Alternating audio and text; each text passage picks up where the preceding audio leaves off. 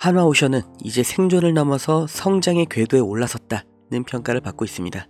2025년을 맞아 초고가 선박 중심으로 포트폴리오 완성하면서 매출의 80% 이상을 고마진 선박으로 채울 예정이죠. 이미 상반기에 초고가 LNG선, 컨테이너선 같은 고부가 가치 선박 수주가 크게 늘었다는 점은 이전 영상에서 이미 전달을 해드렸죠. 특히 23년도부터 저가 선박 물량 정리하고 고마진 위주로 사업 구조를 재편성해 놨던 게 지금 효과를 보고 있는 건데요. 가장 최근 이슈였던 미국의 해군성 장관 방문에서 간접적으로 알 수 있는 것처럼 방산에서의 사업 확장이 가시화가 된 건데, 이제 단순한 조선업의 부활을 넘어서 대한민국 증시의 강자로 다시 태어나고 있는 걸지도 모르는 거예요. 한화오션처럼 과거의 위기를 기회로 바꾼 기업들은 새로운 시장에서 강한 입지를 차지하고 있습니다. 그런데 이게 그저 운이 좋은 것만은 아닌 거예요. 글로벌 경제 환경은 날로 불확실해지고 있고, 그 속에서 조선업이 어떻게 활로를 찾았을까요? 과거의 흐름에서 그 확실한 답을 찾을 수 있습니다. 1930년 미국이 경제공황을 타파하기 위해 자국 산업을 보호하겠다는 취지로 스무트홀리 관세법을 만들면서 2만 가지 이상의 수입품에 관세를 부과했습니다. 평균 관세율이 40%부터 시작해서 2년 뒤에는 60%까지 올랐죠. 당연히 영국과 프랑스 등 당대의 강대국들이 반발하면서 보복 관세를 때립니다. 그 결과로 세계 무역이 붕괴되고 경제의 대공황이 생겨난 거예요. 이때 전 세계가 배웠죠. 보호무역이라는 게 전 세계의 경제를 침체시키는구나. 그래서 1947년 가트가 출범하면서 관세 철폐가 시작됩니다. 그리고 1995년 다들 아시는 세계무역기구 WTO가 창설됐죠. 이후 2000년대 시끄러웠던 한미 FTA 등 세계적인 자유무역으로의 흐름을 우리는 모두 겪었습니다. 그리고 이 사이에 경공업에서 중공업, 그리고 반도체로 이어지는 제조업의 테크트리를 완벽하게 완성한 대한민국, 그리고 이걸 그대로 따라한 중국이 엄청난 경제 성장을 이룰 수 있던 겁니다. 중국은 여기에 13억이라는 내수시장까지 더해져서 말 그대로 전 세계의 공장이 된 거죠. 그리고 이런 흐름이 불만스러운 게 바로 미국인 겁니다.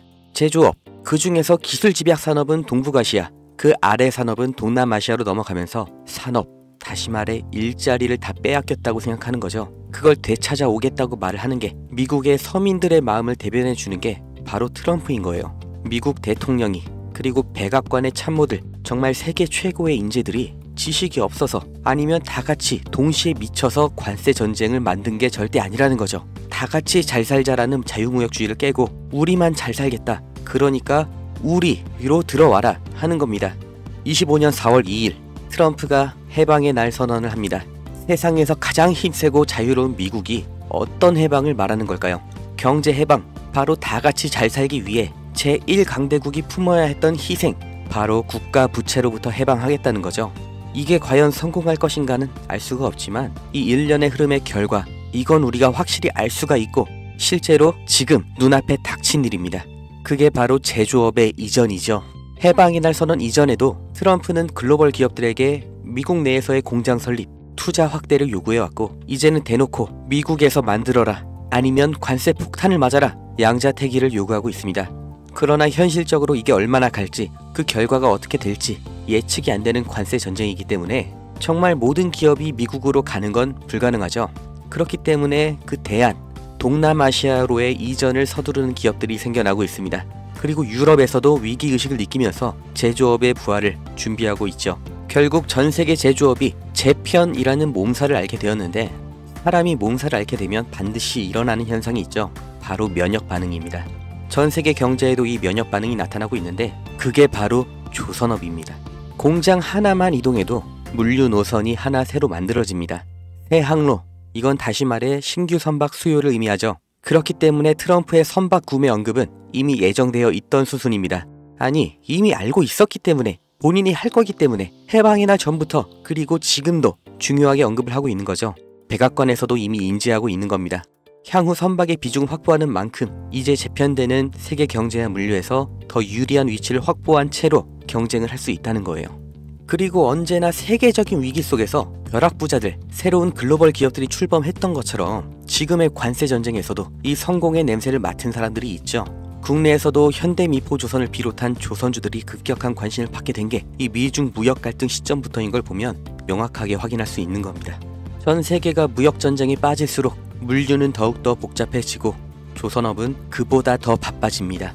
이 무역전쟁, 제조업에는 악재일 수 있지만 조선업은 오히려 공급망 재편이라는 정말 30년 만에 한 번 오는 이런 기회의 핵심 수혜산업인 거예요. 그리고 가격을 보면 알 수 있는데 장기적인 횡보를 거쳤던 국내 조선주들 급등이 나온 지금도 여전히 저가 매수의 구간에 있습니다. 2025년 조선업의 슈퍼사이클이 지금 열린 겁니다. 무역전쟁 속 가장 확실한 기회를 잡으실 분들, 그 방법을 알려드리기 전에 저는 어떤 유무형의 대가, 멤버십 가입 아무것도 요구하지 않는다는 건 먼저 확인시켜 드립니다. 제게 오는 연락 중에 30% 이상이 유료 리딩방 업자, 종목만 빼가서 저를 사칭해서 금전 요구하는 사람들 계속해서 문자로 제보를 받고 있기 때문에 이 오는 연락들 일일이 수작업으로 확인한 다음 어떤 대가도 요구도 없이 드리고 있습니다. 답변 순차적으로 드리니까 아주 조금만 기다려 주시면 되고 010-2290-8285 여기로 기회 이렇게 문자 보내신 분들은 지금 조선업에서 가장 주목을 못 받은 그러나 급등 그리고 장기 우상향을 제가 기대하고 있는 그 기업의 정보를 문자로 드릴 거고, 함께 이렇게 문자 보내주신 분들 시황과 경제 흐름, 종목 정보 공유하는 방 그 링크를 드릴 겁니다. 어떤 대가도 없고 무조건 무료, 대가를 요구하는 순간 차라리 관둘 거라는 걸 다시 한번 강조 드리니까 절대로 금전을 요구하는 사칭에 속지 마시고 2025년 물가 상승과 경기 침체라는 전 세계적인 위기가 왔습니다. 그 틈에 있는 유일한 열린 문이 바로 조선업이에요. 흐름에 휩쓸리는 사람은 영원히 앞으로 대대로 서민이겠지만 오히려 이런 위기에서 언제나 벼락부자는 생겨났다는 걸 반드시 기억하셔야 됩니다.